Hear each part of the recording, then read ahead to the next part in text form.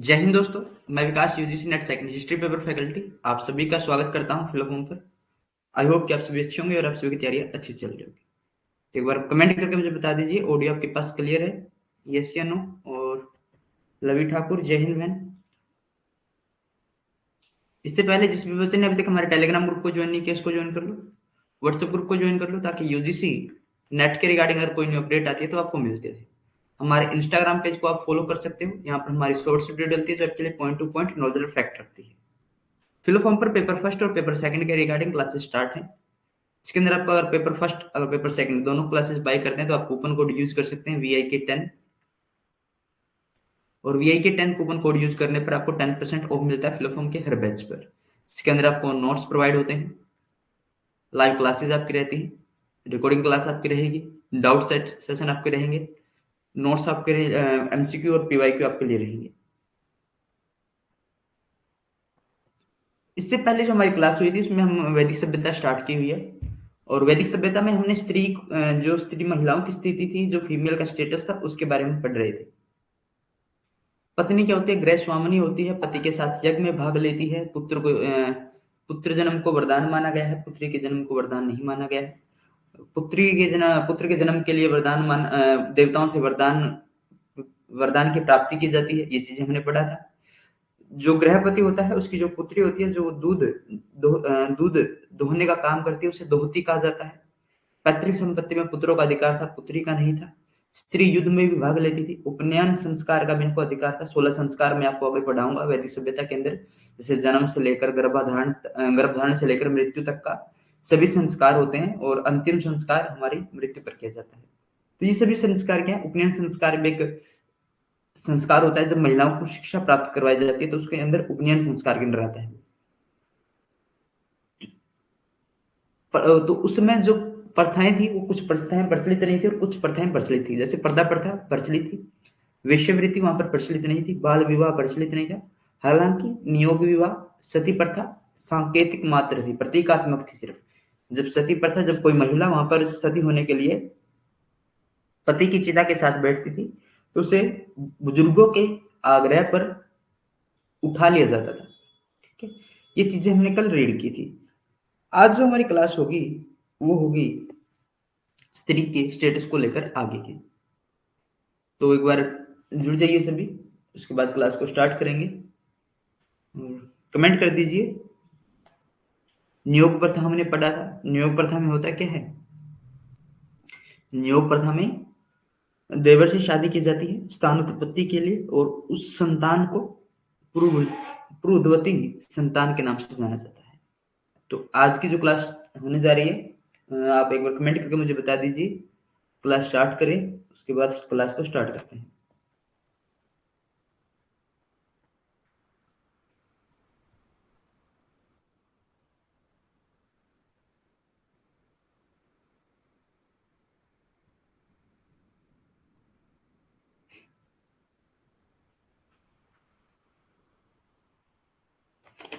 चलो, तो क्लास को स्टार्ट करते हैं। ऋग्वेद में स्त्री को सम्राज्ञी कहा गया है। ऋग्वेद में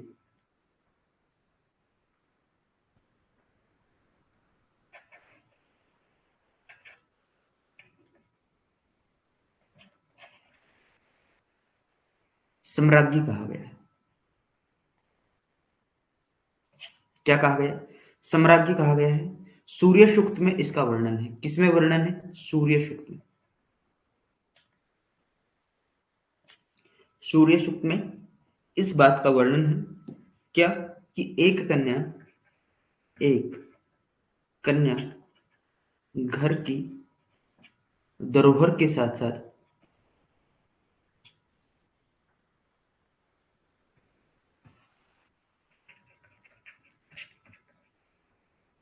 उसके विनाश का भी कारण है। उसके विनाश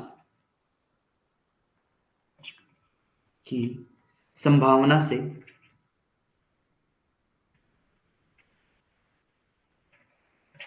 संभावना से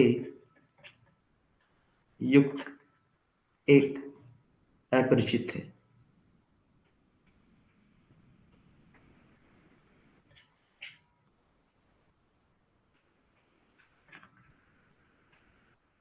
होती है। ये वर्णन हमें ऋग्वेद के सूर्य सूक्त में मिलता है कि एक कन्या घर की धरोहर के साथ, यानी वो घर को बढ़ाने वाली है तो घर का विनाश का कारण भी उसमें युक्त होता है, ये बात उसमें कही गई है। इस काल में स्त्री को शिक्षा का अधिकार था। इस काल में स्त्री को शिक्षा का अधिकार था। इस काल में स्त्री को शिक्षा का अधिकार था। In this period a women had to right to the education. ठीक है। और जो महिलाएं शिक्षा ग्रहण कर लेती थी उन्हें विदुषी कहा जाता था। क्या कहा जाता था? विदुषी। विदुषी कहा जाता था। और विदुषी ऋग्वेद के मंत्रों का निर्माण किया। विदुषी क्या करती थी? ऋग्वेद के मंत्रों का निर्माण करती है। ऋग्वेद के मंत्रों का निर्माण करती है। ठीक है। तो विदुषी महिलाओं की अगर मैं चर्चा करूं तो कौन कौन सी विदुषी महिलाएं हैं? लोपामुद्रा, लोपा मुद्रा, ऐत्री, घोषा, पेलोमी। ठीक है। पेलोमी, सिक्ता, विषवारा, और विषवारा के बाद इंद्राणी,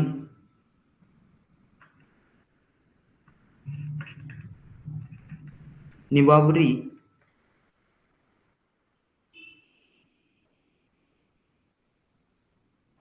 अपाला, सची। ये सभी क्या हैं? विदुषी महिलाएं हैं। कौन कौन सी हैं? देखो, लोपामुद्रा, अत्रेय, घोषा, सिक्ता, विषवरा, सची, इंद्राणी, निवारी, अपाला, पेलोमी। ये सब क्या है? विदुषी महिलाएं, यानी उस समय की एजुकेटेड महिलाएं हैं। आप ये इस बात से ध्यान रखिए। ठीक है। एजुकेटेड महिलाएं थी उस टाइम की। घोषा जो है, इसका चर्म रोग के कारण विवाह नहीं हुआ था भाई। घोषा का चर्म रोग के कारण, चर्म रोग के कारण विवाह नहीं हुआ था। विवाह नहीं हुआ था। तो अगर आपसे पूछे कि किसका चर्म रोग के कारण विवाह नहीं हुआ था, तो घोषा का चर्म रोग के कारण विवाह नहीं हुआ था। अपाला जो थी, अपाला अपने पिता के खेतों में कार्य करती थी।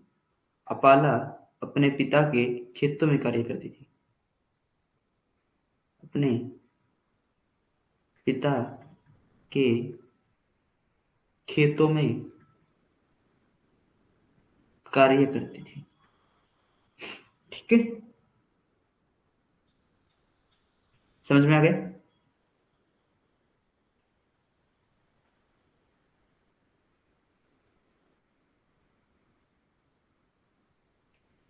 ऋग्वेद काल में स्त्री को क्या कहा गया है? सम्राज्ञी कहा गया है। सूर्य सूक्त में वर्णन मिलता है कि एक कन्या घर की धरोहर के साथ साथ उसके विनाश की संभावना से युक्त एक अपरिचिता होती है। ऋग्वेद में मंत्रों का निर्माण करने वाली महिलाओं को कहा गया है विदुषी महिला कहा गया है। विदुषी महिला होती क्या है? जिनको एजुकेशन जिन्होंने प्राप्त की है। ठीक है। जिन्होंने एजुकेशन प्राप्त किया उन्हें विदुषी कहा जाता है। और विदुषी महिलाएं क्या करती हैं? ऋग्वेद के मंत्रों का निर्माण करती है। ऋग्वेद में जो विदुषी महिलाएं थी वो कौन कौन सी? लोपामुद्रा, अत्रेय, घोषा, अपाला, सिक्ता, साची, निवोवारी और पेलोमी, इंद्राणी आदि सारी क्या थी? विदुषी महिलाएं थी। घोषा जो थी, चर्म रोग के कारण इसका विवाह नहीं हुआ था। अपाला जो थी, वो अपने पिता के साथ क्या करती थी? खेतों में कार्य करती थी। यहां तक की चीजें समझ में आ गई? कमेंट कीजिए एक बार। In the Rigveda Vedic period, a woman has been called an empress. In this period, a woman had the right to education. Vidushi women Lopamudra, Atreya Ghosha, Peloni, Sikta, Visavara, etc. Okay, आगे बढ़ते हैं। सूर्य सूर्य विवाह शुक्त का परिचय क्या माना जाता है? इससे पहले हमने बात की थी किसके बारे में? विदुषी महिलाओं की। और विदुषी महिला में सची और पेलोमी।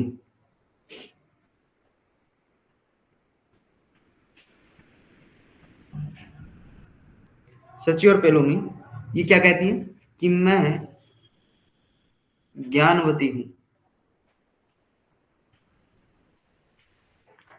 मैं मूर्धन्य हूं। क्या हूं? मैं मूर्धन्य हूं।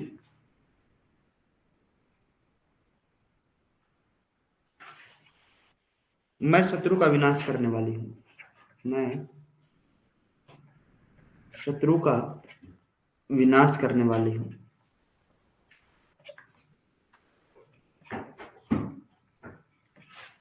मैं सर्वत्र विजयी हूं। मैं सर्वत्र विजयी हूं। ये कोटेशन किसने की है? ये बात कही है सची और पेलोमी ने। ठीक है, सची व पेलोमी ने ये बात कही है कि मैं ज्ञानवती हूं, मैं मूर्धन्य हूं, मैं शत्रु का विनाश करने वाली हूं, मैं सर्वत्र विजयी हूं। सूर्य विवाह सूक्त का रचयिता माना जाता है। सूर्य को क्या माना जाता है? विवाह सूक्त का रचयिता किसे माना गया है? सूर्य को माना गया है। विषवपल्ला युद्ध में अपना पैर गवा दिया था। विषवपल्ला ने क्या किया था? विषवपल्ला ने युद्ध में अपना पैर गवा दिया था। Surya believe to be the author of Vivaha Sukta. विषवपल्ला lost his leg in the war। ठीक है, और कुछ विदुषी महिलाएं थी जैसे विषवपल्ला, इन्होंने क्या किया था? युद्ध में पैर गवा दिया। युद्ध में पैर गवा दिया यानी इन्होंने युद्ध में भाग लिया था। ठीक है, फिर आ जाता है वृद्धवती, वृद्ध, वर्धिवती,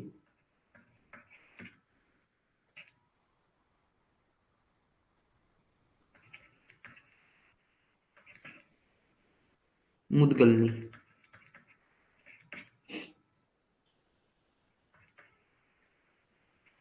शस्त्रीयस्की। इन सभी महिलाओं ने क्या किया था? युद्ध में भाग लिया था। युद्ध में भाग लिया था। ऋग्वेद में विदुषी महिलाओं को ऋषि की संज्ञा दी गई है। ऋग्वेद में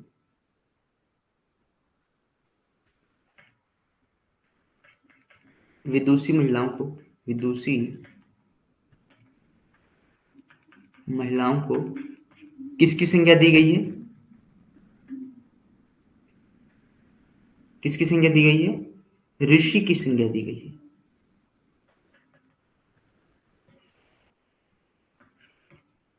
ऋषि की संज्ञा दी गई है। ठीक है, लोपामुद्रा, लोपामुद्रा जो थी ये क्षत्रिय कन्या थी। क्या थी? क्षत्रिय कन्या थी और इसके जो पिता थे वो विदभराज थे। ठीक है, विदभराज थे और लोपामुद्रा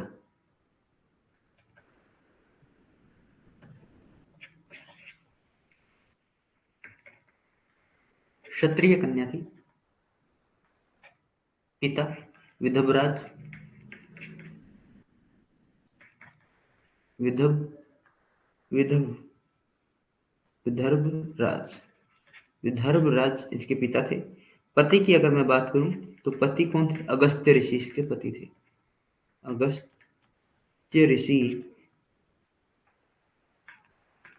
इसके क्या थे? पति थे।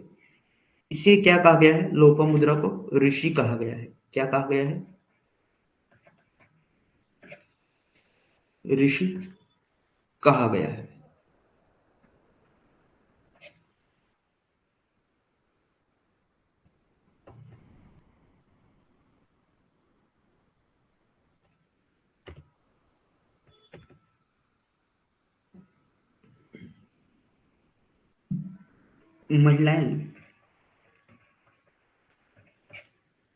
महिलाओं को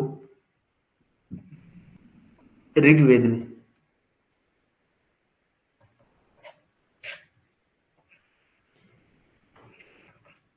ब्रह्मवादिनी,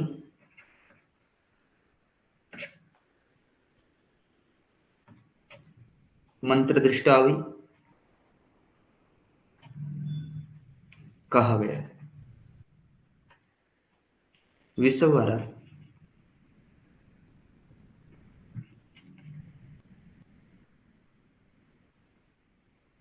ऋग्वेद के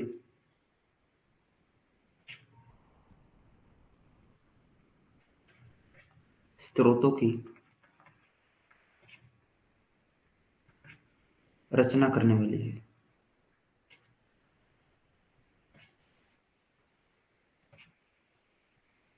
इस काल में महिलाओं को यज्ञ करने का अधिकार था। यानी ऋग्वेद काल में क्या था, महिलाएं यज्ञ कर सकती थी। ऋग्वेद काल में, ऋग्वेद काल में महिलाएं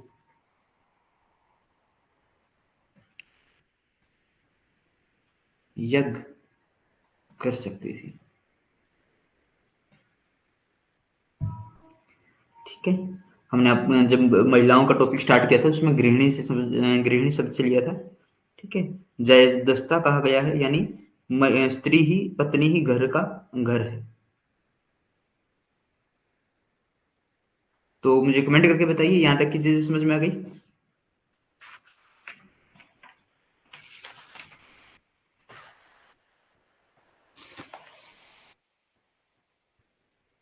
कमेंट कीजिए।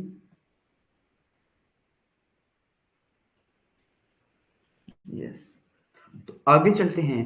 आगे आ जाता है विवाह। विवाह की अनुमति स्त्री को अपने पिता से लेनी होती थी। विवाह की अनुमति पिता से लेनी होती थी। उम्र 16 वर्ष से 17 वर्ष थी। बाल विवाह निषेध था। अंतरजातीय विवाह होते थे। आर्य अनार्य विवाह निषेध था।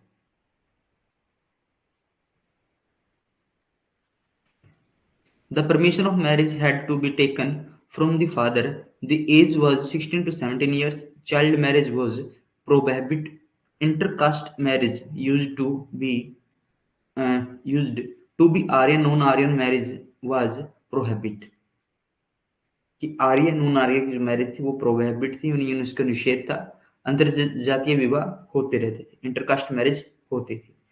गोत्र से बाहर, ठीक है, अपने गोत्र से बाहर अपनी जाति में विवाह होते थे।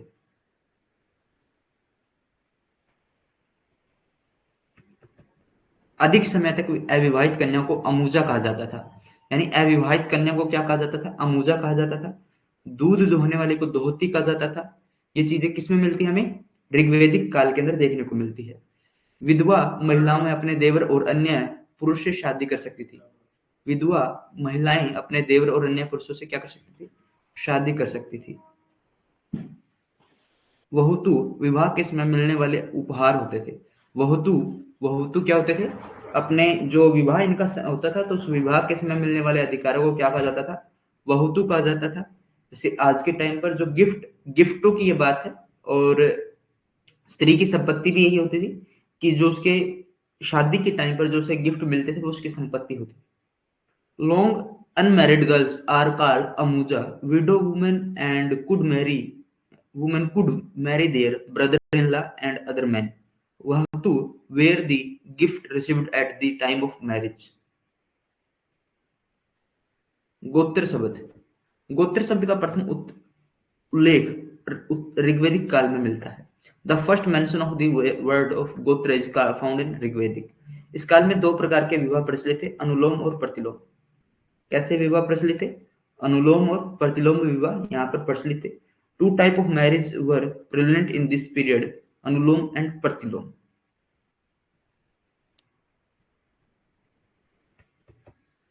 ऋग्वेद के मुंडक सूक्त में शिक्षा की पद्धति का वर्णन देखने को मिलता है।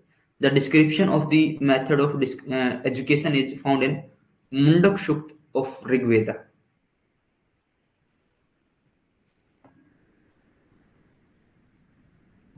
अब आ जाते हैं ऋग्वेद की आर्थिक स्थिति पर। तो यहाँ तक की चीजें आपको कंप्लीट हो गई होगी। अब मुझे कमेंट करके बताइए आपको अच्छे से समझ में आ गया, किसी प्रकार का डाउट। 8 प्रकार के विवाह होंगे, प्रतिलोम और अनुलोम विवाह। कल आपको ब्रीफली, जैसे आज एक बार समझ लो कि होता क्या है, उसके बाद आपको 8 प्रकार के विवाह किस प्रकार थे, क्या कौन कौन से विवाह थे, गंधर्व विवाह, पिशाच विवाह, ब्रह्म विवाह, वो सभी के सभी विवाह आपको करवा दिए जाएंगे, ताकि आपको किसी प्रकार का डाउट आपके साथ ना रहे और आप अच्छे से उनको याद कर सको। ऋग्वेदी आर्थिक स्थिति, ऋग्वेद के चौथे मंडल में कृषि प्रक्रिया का वर्णन मिलता है। 33 बार कृषि का उल्लेख मिलता है। कितनी बार? 33 बार कृषि का उल्लेख मिलता है ऋग्वेद के चौथे मंडल में।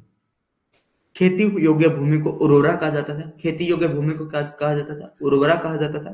खेती के लिए सर्वप्रथम हल चलाना अश्विन कुमारों ने सिखाया था। हल को सिरा कहा जाता था और हल द्वारा बनी रेखाओं को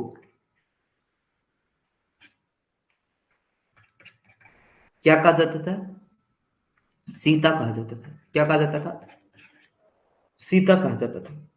Economic status of Rigveda agriculture process is described in the fourth division of Rigvedic. Cultivatable and land was called Urvara. Ashwin Kumar's first taught plowing from farming. यानी सबसे पहले खेती करना किसने सिखाया था? अश्विन कुमारों ने सबसे पहले खेती करना सिखाया था। किसने सिखाया था? अश्विन कुमारों ने सबसे पहले खेती करना सिखाया था। चरगाहों के लिए गव्य शब्द का प्रयोग किया गया है। गव्य शब्द, चरगाहों के लिए, जो चरगाह थे उनके लिए गव्य शब्द का प्रयोग किया गया है। बैल को वृक और ऊसर भूमि को खिल कहा गया है। सिंचाई में नहरों व कुओं का प्रयोग किया जाता था। द वर्ड गव्य was used for postures. The bullock has been called virak and the ऊसर land as खिल। नहरों सिंचाई के लिए जो कनाल्स थी उनका यूज किया गया था। वेल्स कुओं का यूज किया गया था सिंचाई के लिए, जो ठीक है इरिगेशन के लिए कनाल्स और वेल्स का यूज किया गया था।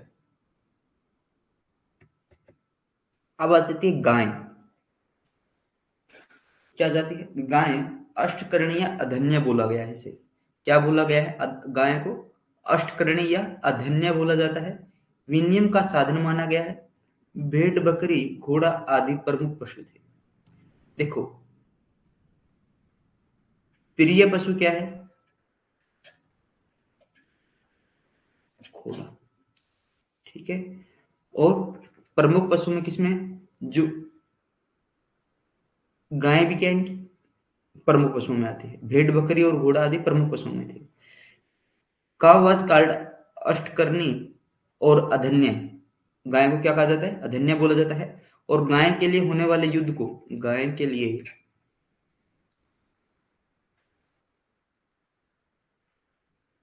होने वाले युद्ध को गविष्टि कहा जाता है। गविष्टि, गाय के लिए होने वाले युद्ध को कहा जाता है। गाय कौन चुरा के ले जाते थे? इनकी गाय कौन चुरा कर ले जाता था? पणी, इनकी गायों की चोरी करते थे। पणी व्यापारी के लिए, विपण्य, पणी, पणिक, चपणिक, ये सभी वर्ड किसके लिए है? पणी के लिए। तो ये क्या करते थे? व्यापारी भी थे और इनके पशुओं की चोरी भी करके ले जाते थे। आर्यों के जो पशु थे उनकी चोरी कर ले जाती थी इनके द्वारा, ठीक है। कावाज का ये हो गया। प्रमुख खेती जौ की होती थी। जौ को यव कहा जाता है। जौ को यव कहा जाता है। गेहूं, गेहूं को गोधन कहा गया है। गोधन या गोधूम, ठीक है। गोधन या गोधूम, गोधूम इसका तत्सम संस्कृत शब्दों में गोधूम आता है गेहूं के लिए। Barely was the main crop, जो क्या थी? प्रमुख फसल थी खेती के लिए। क्लियर यहां तक?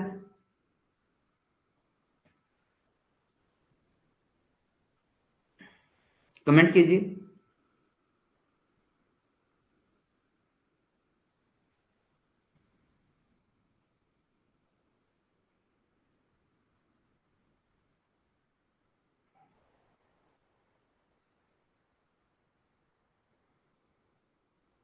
क्लियर।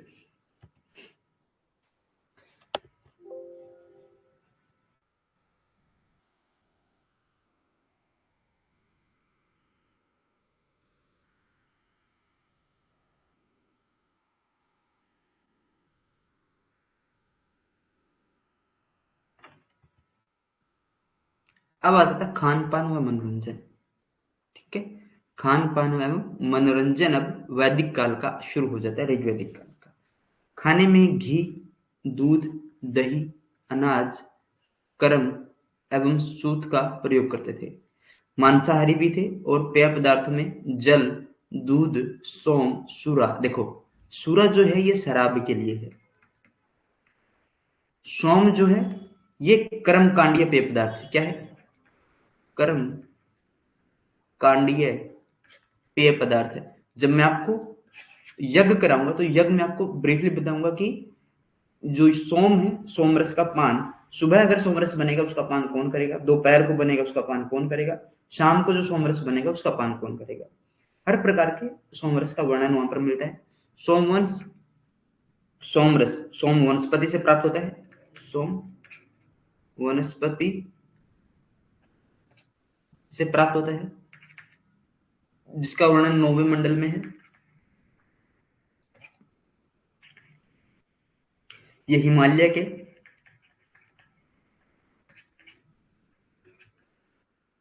मूंजवत चोटी से प्राप्त होती थी।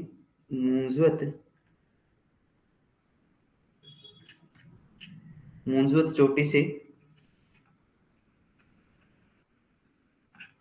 प्राप्त होती थी। ठीक है। घी, milk, curd, grains, gram, and cotton were used non-vegetable and also used water, milk, soam, sugar, honey in their drinks. शुग, मधु, शहद। हड़प्पा सभ्यता के लोग हड़प्पा सभ्यता के लोग मीठे के रूप में यूज करते थे। मीठे के रूप में प्रयोग करते थे। ठीक है। अगर आपसे पूछे कि इंडस वैली सिविलाइजेशन की स्वीट क्या थी, तो वो स्वीट थी शहद। क्लियर?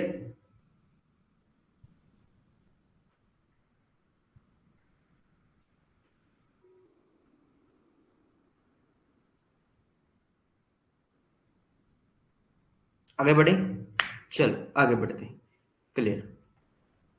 मनोरंजन, अब खान पान हो गया। मनोरंजन के लिए क्या करते थे?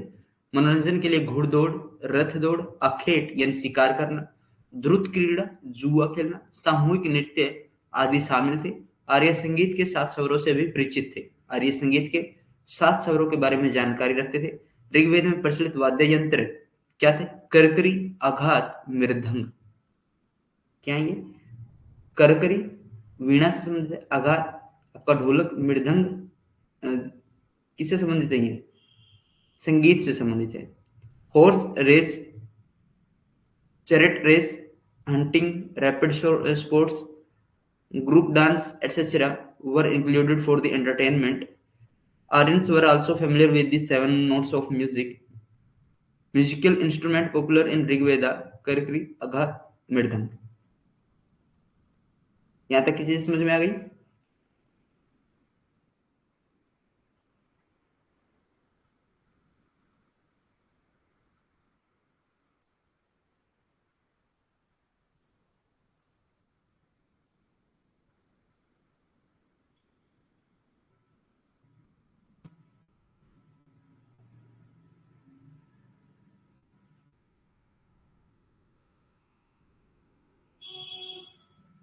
कमेंट कीजिए।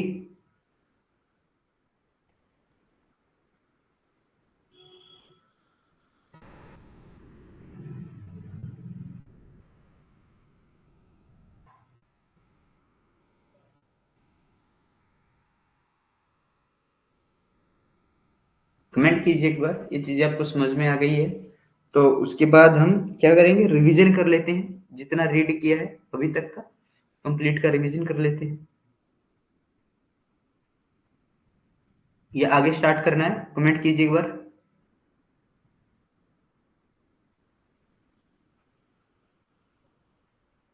ये समझ में आ गया तो आगे स्टार्ट कर लेते हैं। फिर कुछ समय बाद हम क्या करेंगे? रिवीजन कर लेंगे कंप्लीट का। वेशभूषा, वेशभूषा की अगर मैं बात करूं तो सूती वस्त्र थे। किस प्रकार का, किनके वस्त्र, किनका प्रयोग करते थे? सूती वस्त्र। आदिवास, ये क्या था? ये भी एक वस्त्र का ही रूप था। बाल संवारने के लिए कला का विकास था। अनंगने एवं कसधारी के कार्य प्रारंभ थे। स्त्री द्वारा जब यह वस्त्र पहने जाते थे उन्हें नीवी कहा जाता था। आदिवास जो महिलाएं वस्त्र पहनती थी उन्हें नीवी कहा जाता था। Costume and ornaments were cotton clothes domicile. Evolution of the art of hair and grooming, painted and embroidery work started. When these clothes were worn by women, they were called nevi.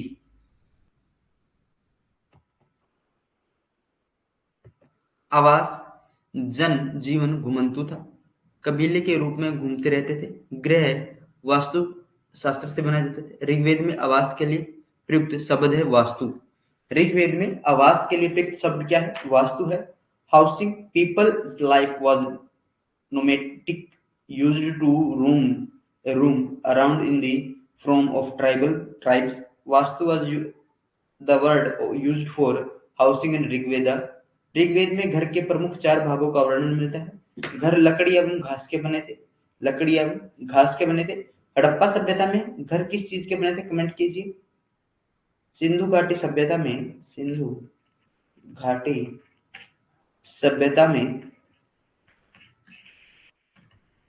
घर किस चीज के बने थे? Comment कीजिए।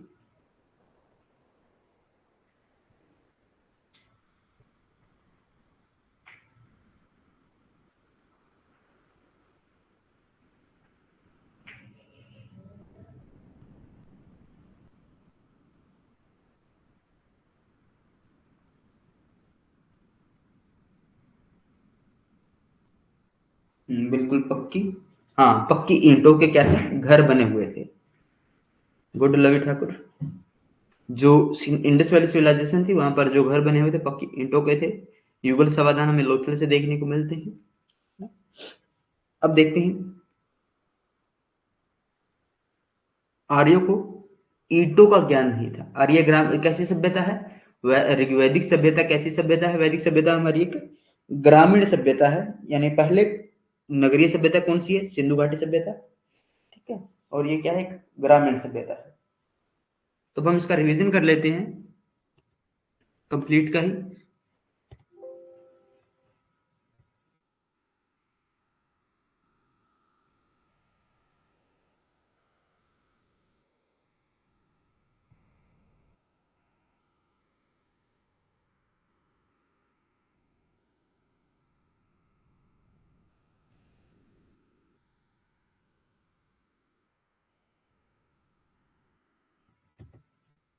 महिलाओं की स्थिति, पत्नी गृहस्वामिनी होती थी, ठीक है। पति के साथ यज्ञ में भाग लेने वाली थी। पुत्र को जन्म को पुत्र जो था इसके जन्म को वरदान माना गया, वरदान माना गया है। और पुत्र के जन्म के लिए यानी प्राप्ति के लिए क्या किया जाता था? देवताओं से वरदान प्राप्त किए जाते थे, वरदान प्राप्त किए जाते थे। महिलाओं की स्थिति भी अच्छी थी। स्थिति कैसी थी?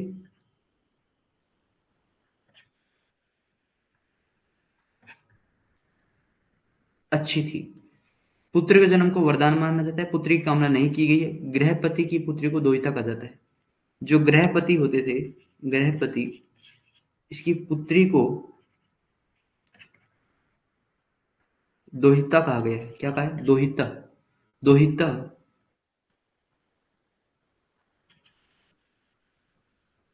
दोहिता कहा गया है।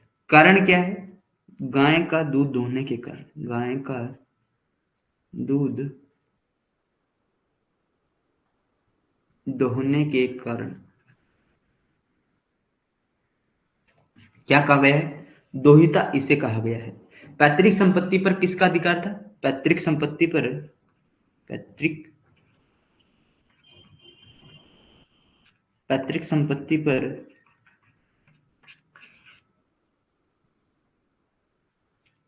पुत्र का अधिकार था और पुत्री का नहीं, ठीक है।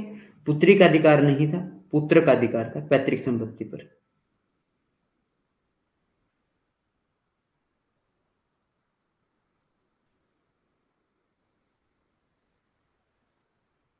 स्त्रियां युद्ध में भाग लेती थी, हमने पढ़ा है।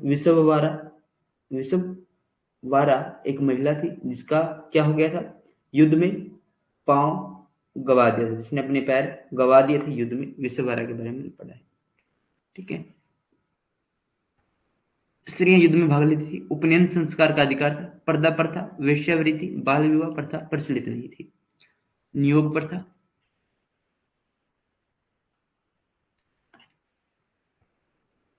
बहु पत्नी प्रथा और एकल पत्नी प्रथा, एकल पत्नी प्रथा प्रचलित थी। सती प्रथा प्रतीकात्मक थी, सती प्रथा प्रतीकात्मक थी, प्रतीकात्मक,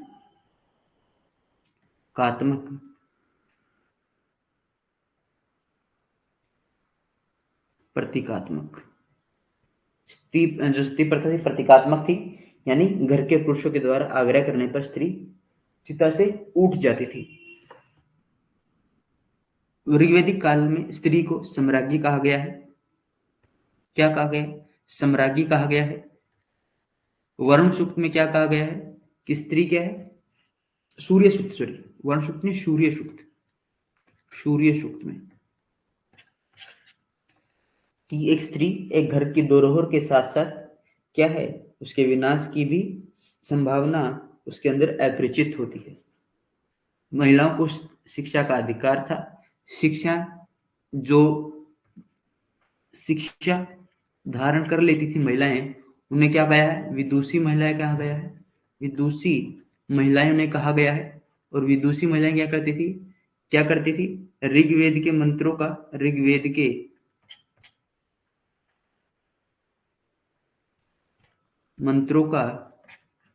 मंत्रों की रचना करती थी। शिक्षित महिलाएं, विदुषी महिलाएं कौन कौन सी हैं? लोपामुद्रा है, ऐत्रेयी है, घोषा, पेलोमी, सिक्ता, विषवारा, इंद्राणी, सची, ठीक है, अपाला, विषवारा, ये क्या थी? विदुषी महिलाएं थी, हमने रेडी किया था। उसके बाद सूर्य, घोषा के हमने बारे में चर्चा की थी कि चर्म रोग के कारण विवाह नहीं हुआ था। अपाला अपने पिता के खेतों में कार्य करवाती थी, अपने पिता के खेतों में कार्य करवाती थी। पेलोमी और सची ने क्या कहा है कि मैं सर्वज्ञानी हूं, ठीक है, मैं सर्वमूर्धन्य हूं, मैं सर्वत्र विजित हूं, कि मैंने सबको जीता है। ये बात किसने कही थी? ये बात कही थी पेलोमी और सची ने। उसके बाद आता है सूर्य को क्या कहा जाता है? विवाह सूक्त का रचयिता किसे माना गया है? सूर्य को माना गया है। वह कितने प्रकार के होते हैं? 8 प्रकार के विवाह ऋग्वेद में प्रचलित थे। प्रमुख थे अनुलोम प्रतिलोम विवाह, यानी ये विवाह के रूप थे कि अनुलोम प्रतिलोम। एक विवाह तो क्या होता है? अनुलोम विवाह, जिसमें जो पुरुष है वो उच्च वर्ण का होगा और स्त्री निम्न वर्ण की होगी, तो वो विवाह क्या कहा जाता है? अनुलोम विवाह कहलाता है। और वो विवाह श्रेष्ठ कहलाता है, उससे उत्पन्न संतान क्या कहलाती है? श्रेष्ठ कहलाती है। फिर आ जाता है प्रतिलोम विवाह। प्रतिलोम विवाह में क्या होगा कि जो स्त्री होगी वो उच्च वर्ण की होगी और पुरुष निम्न वर्ण का होगा। तो इसमें क्या हो जाता है? इसमें जो संतान उत्पन्न होगी वो क्या होगी? निम्न, जिसको दर्जा निम्न संतान उसको माना जाता है। जो संतान होती है, जैसे जो संतान अनुलोम विवाह से प्राप्त होगी उसे श्रेष्ठ माना गया है, उसे श्रेष्ठ नहीं माना गया है। लोपामुद्रा क्षत्रिय कन्या थी, इसके जो पिता थे वो विदर्भ राज थे, और इनकी जो शादी है वो किससे हो जाती है? अगस्त्य ऋषि से इनकी शादी हो जाती है। Surya believe to the author of Vivaha Sukta, विश्वपल lost the leg in वार। विश्वपल्ला, भाई विश्ववारा नहीं है, विश्वपल्ला है जिसने युद्ध में अपने पैर गवा दिए थे। संतान, वर्ण संकर, बिल्कुल वर्ण संकर भी आ जाएगा। जैसे जैसे ये तो अंतरजातीय विवाह हुए। जब अंतरजातीय विवाह आगे बढ़ जाएंगे, यानी जो अदर कास्ट में मैरिज होना शुरू हो जाएगी, दूसरे वर्ण के अंदर आ जाएंगे, तो उसमें वर्ण संकर संतानें उत्पन्न होगी।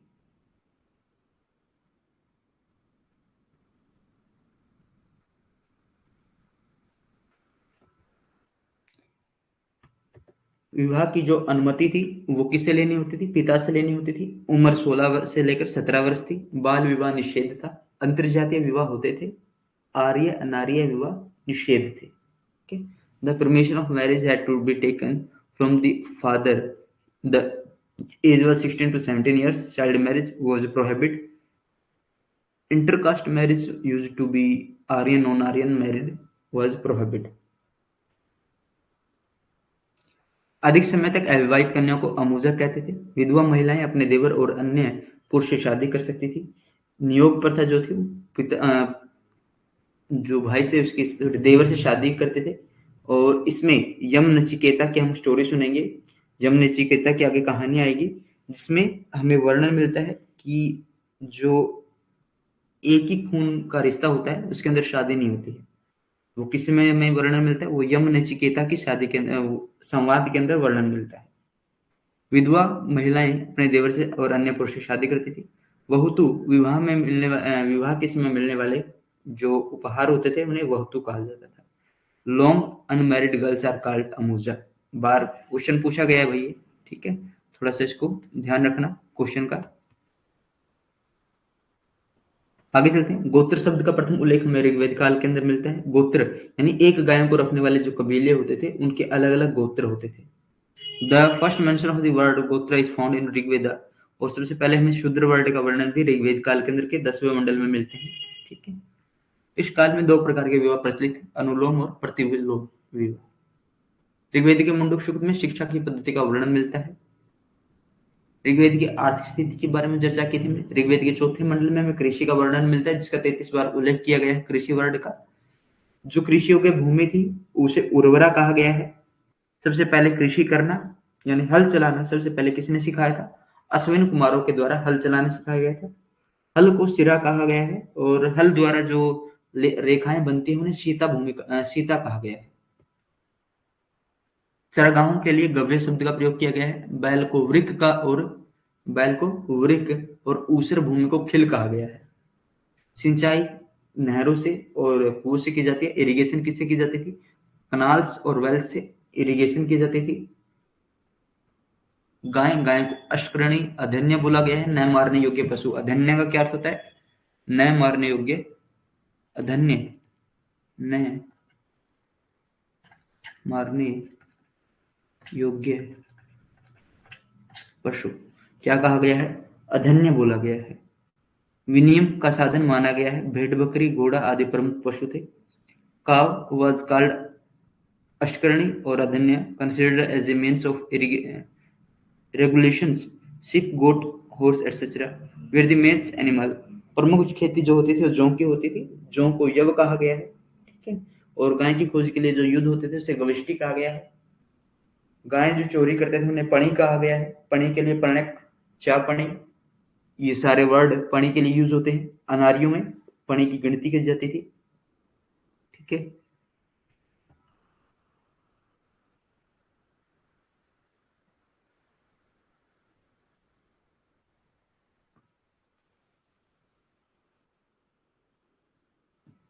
इतनी चीजें समझ में आ गई।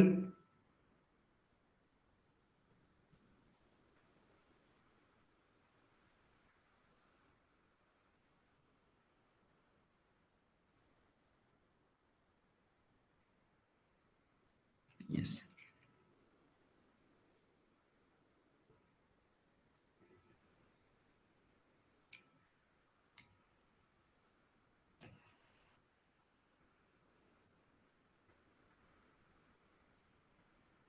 किसी का किसी प्रकार का क्वेश्चन कमेंट कीजिए अगर कोई क्वेश्चन है तो।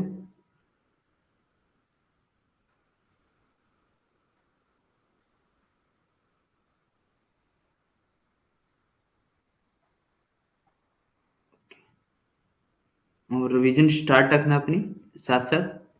ठीक है।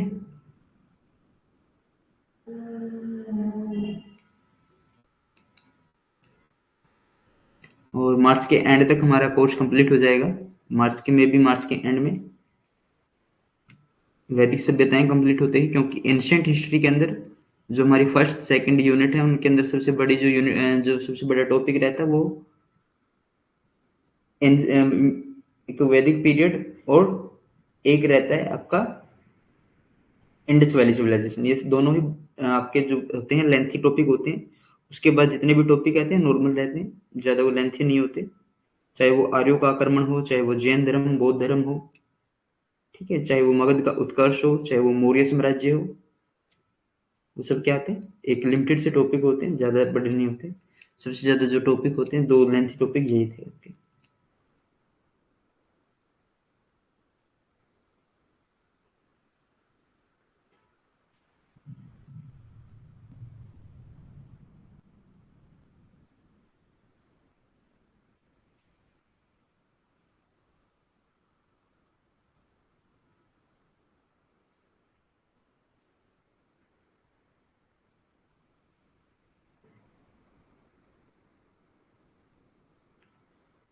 मार्च के एंड तक कंप्लीट हो जाएगा। मार्च नहीं, मई के आसपास। मार्च में नहीं होगा, मई के आसपास हो जाएगा। 30 30 डे आगे। अप्रैल मई, हाँ मई में होगा भाई। मई में पूरा सिलेबस आपका मई में कंप्लीट हो जाएगा। मार्च में आपका ये जो एंशियंट है, ये एंशियंट कंप्लीट हो जाएगा मार्च तक।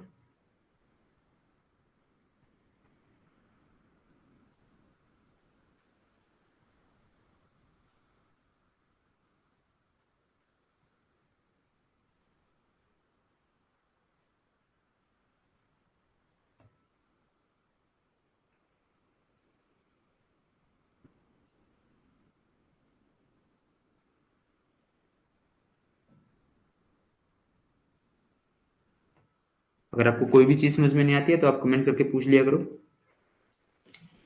ठीक है। और रिवीजन अपनी साथ साथ स्टार्ट रखो। आपकी हर संडे, एवरी संडे आपका टेस्ट होता है, ठीक है।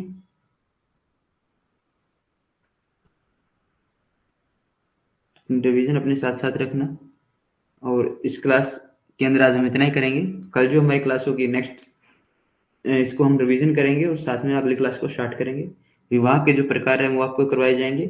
आप इसको रीड करना अच्छे से, क्योंकि आपको कल की जो क्लास होगी वो इसी क्लास के ऊपर बेस होगी।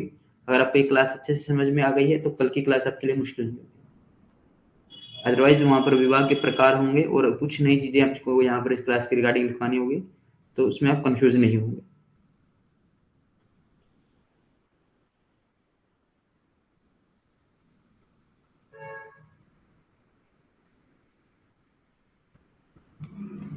तो कमेंट करके मुझे बता दीजिए आपको क्लास कैसी लगी, और इसी के साथ हम क्लास को फिर ऑफ करेंगे।